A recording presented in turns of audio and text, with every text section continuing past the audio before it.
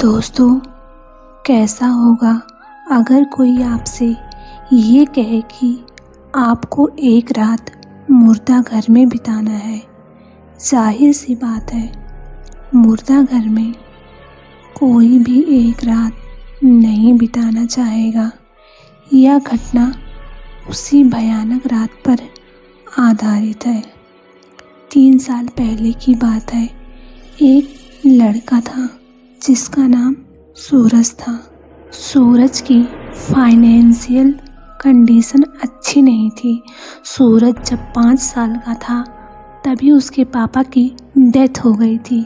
उसकी माँ ने उसे पाल पोस के बड़ा किया था। सूरज की माँ उसे पढ़ाने के लिए दूसरों के घर झाड़ू पोछे का काम किया करती थी ताकि सूरज अपनी पढ़ाई पूरी कर सके। सूरज की माँ की शारीरिक हालत भी ठीक नहीं रहती थी। एक दिन सूरज की माँ की तबीयत बहुत ज़्यादा बिगड़ गई थी और उन्हें हॉस्पिटल में भर्ती करना पड़ा। पैसे तो थे ही नहीं सूरज के पास। माँ के इलाज के लिए उसने सोचा कि कोई जॉब कर लेता हूँ, इससे कुछ पैसे आने लगेंगे तो माँ का इलाज हो जाएगा। उसने पूरे दिन इधर उधर जाके जॉब ढूंढा पर उसे कोई जॉब नहीं मिला क्योंकि उसने 12वीं तक ही पढ़ाई की थी। फाइनेंशियल परेशानियों की वजह से सूरज ने आगे की पढ़ाई पूरी नहीं की थी। अगले दिन शाम में सूरज अपने माँ से मिलने हॉस्पिटल जाता है। तब डॉक्टर सूरज से कहता है कि आपके माँ की हालत बहुत गंभीर है, ऑपरेशन करना पड़ेगा। पैसे का इंतज़ाम जल्दी कीजिए, नहीं तो उनके जान को खतरा भी हो सकता है। डॉक्टर की ये बात सुनकर वह और घबरा जाता है और वह अपने मन में सोचता है, चाहे उसे कूड़ा कचरा ही क्यों ना साफ करना पड़े, लेकिन मैं करूँगा। मैं अपनी माँ को ऐसे हालात में नहीं देख सकता। यह सोचकर वह जॉब पाने के लिए निकल जाता है। 2-3 जगह से रिजेक्ट होने के बाद वह एक हॉस्पिटल में जाता है। वहाँ उसके अस्पताल के मैनेजर से बात होती है। उस हॉस्पिटल में एक वैकेंसी खाली थी जहाँ उसे मुर्दा घर के लाशों का देखभाल करना और उनके बॉडी को सड़ने से बचाने के लिए दवाई वगैरह लगाने का काम मिल जाता है। हॉस्पिटल का मैनेजर सुपरवाइज़र से कहता है कि सुपरवाइज़र सूरज को काम समझा दो। सुपरवाइज़र एक पर्चा लेकर आता है और सूरज से कहता है कि तुम्हारा रात का पूरा काम इसमें लिखा है, इसे पढ़ लेना। और सुपरवाइज़र कुछ बोलते बोलते चला जाता है। सूरज पर्चा देखता है, इसमें लिखा था, प्रॉपर यूनिफॉर्म पहने, कैप लगाएं, टॉर्च को हमेशा साथ रखें, ड्यूटी पर सोना मना है, पकड़े जाने पर नौकरी से निकाल दिए जाओगे, हर आधे घंटे में मुर्दा घर के अंदर राउंड लगाना है, ब्ला ब्ला ब्ला। सूरज कहता है, यह सब तो पता ही है और पर्चा फेंक देता है। सूरज को भूत पिशाचों से कभी डर नहीं लगता था। उसका कहना था कि भूत जैसा कुछ होता ही नहीं है, यह सब लोगों के दिमाग का बस वहम है। सूरज को मुर्दा घर की रखवाली करने के लिए नाइट शिफ्ट की ड्यूटी मिली थी क्योंकि नाइट शिफ्ट में कोई जल्दी काम नहीं करता था। नाइट शिफ्ट करने के लिए उसको 2000 ज़्यादा मिल रहे थे, इसलिए वह और खुश हो जाता है। रात के ठीक 10 बज गए थे। जैसा कि उस पर्चे में लिखा था, हर आधे घंटे में एक राउंड लगाना है।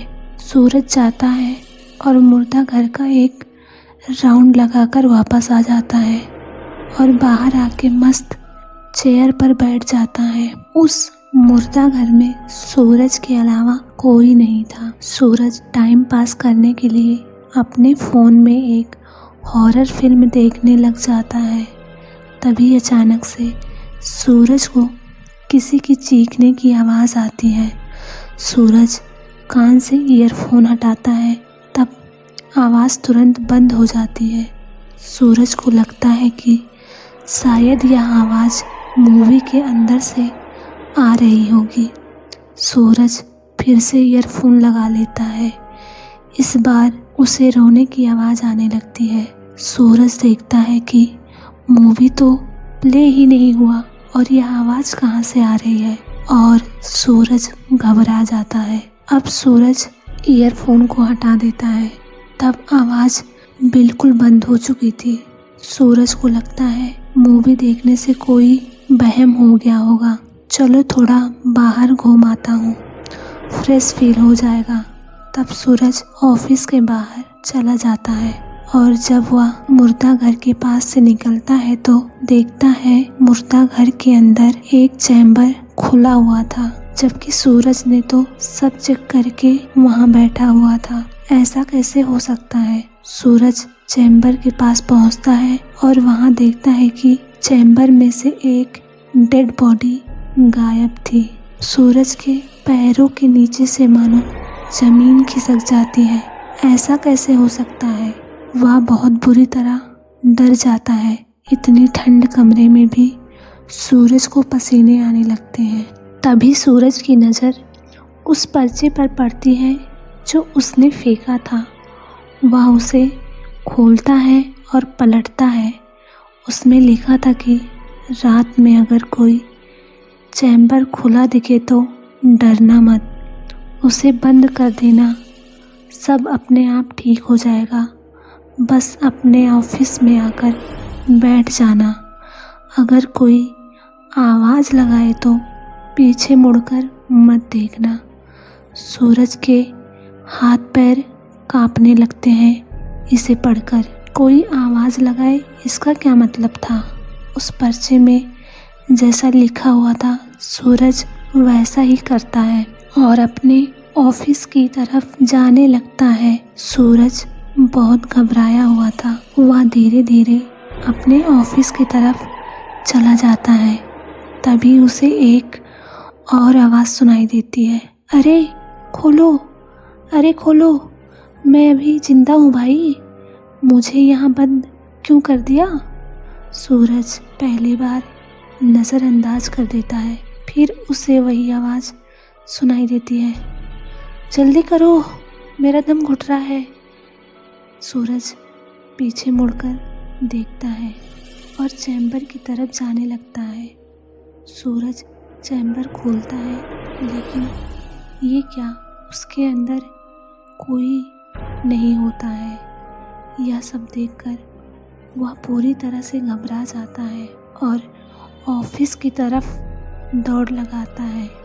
ऑफिस के थोड़े नज़दीक पहुंचते ही सूरज देखता है कि ऑफिस के चेयर पर जहां वह बैठा हुआ था, उसी चेयर पर कोई बैठा हुआ है। सूरज का पूरा शरीर कांपने लगा। सूरज ध्यान से देखता है तो वह व्यक्ति पूरा नीला था, मानो कोई जिंदा लाश खड़ी हो। सूरज को समझ में नहीं आता है और वह ऑफिस के बाहर की ओर भागने लगता है। जैसे ही वह गेट पर पहुंचता है, उसे वहां कोई खड़ा हुआ दिखाई देता है। सूरज को अब यकीन हो जाता है कि यह कोई आदमी नहीं है, यह कोई भूत पिशाच ही है। वह समझ जाता है कि अब यहाँ से बाहर निकलना बहुत ही मुश्किल है। तब वह अपने एक दोस्त के पास कॉल करता है, पर यहाँ तो नेटवर्क ही नहीं था। अब सूरज भागकर मुर्दा घर की छत पर चढ़ जाता है ताकि फ़ोन में नेटवर्क आ जाए और वह अपने दोस्त को कॉल कर सके, और छत का दरवाज़ा बंद कर लेता है। सूरज पूरी तरह से घबराया हुआ था। उसे कुछ समझ में नहीं आ रहा था कि उसे क्या करना है। उसके बाद अचानक ज़ोर ज़ोर से दरवाज़ा पीटने की आवाज़ आने लगती है। सूरज को पता था कि पूरे मुर्दा घर में उसके अलावा कोई व्यक्ति नहीं है। यह दरवाज़ा कौन पीट रहा है? अब सूरज को समझ में आ जाता है कि उसके ज़िंदगी के कुछ आखिरी पल ही बचे हैं। सूरज अपने फ़ोन से अपने दोस्त को एक वॉइस नोट भेजता है और अपने साथ हुई इस हादसे के बारे में सब कुछ बताता है। अगले दिन जब मॉर्चरी खुलता है तो रोज़ की तरह सब कुछ नॉर्मल पाया जाता है। बस सूरज की डेड बॉडी वहाँ मिलती है और उसका पोस्टमार्टम करने के बाद उसको भी उसी चैम्बर में डाल दिया जाता है जो चैम्बर एक रात पहले सूरज ने खोला था।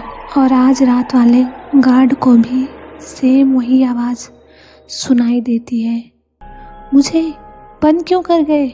मेरा दम घुट रहा है। सूरज की माँ की तबीयत ठीक हो जाने के बाद उन्हें सारी बातें सूरज के दोस्त के द्वारा पता चलती है, जिसको सूरज ने आखिरी वॉइस नोट भेजा था। यह सब सुनकर उसकी माँ बहुत टूट जाती है और चीखें मार मार के रोने लगती है, क्योंकि उनका एक ही संतान था जो अब इस दुनिया में भी नहीं रहा। दोस्तों, यह कहानी आपको कैसी लगी? कमेंट बॉक्स में अपना राय ज़रूर दीजिएगा। धन्यवाद।